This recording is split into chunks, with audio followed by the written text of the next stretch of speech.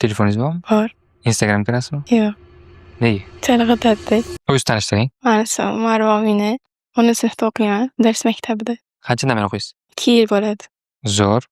Bitirgandan keyin rejalaringiz qanaqa? Umrasini bitirib, sifr olib, sharqshunoslikka kiraman. Nega aynan sharqshunoslik?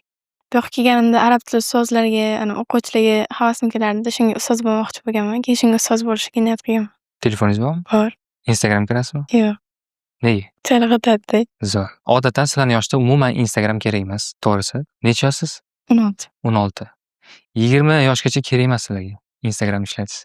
Bo'sh vaqtingizda nima qilasiz? Bo'sh vaqtimda ko'proq ovqat pishiraman. Ovqat pishirasiz? Qiziqasizmi shu narsaga? Kitob o'qib turasizmi? O'qiyman. Oxirgi marta qaysi kitob o'qidingiz? Oxirgi marta ruscha kitob o'qidim. Mernat Vayih degan.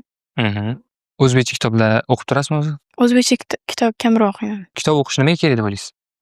Razviyatsiyaga kerak.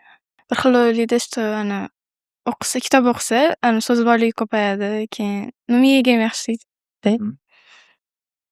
Siz ham shunaqa fikrdamisiz? Kitob o'qish odam fikrlash dunyoqarashini 180 gradus o'zgartiradi.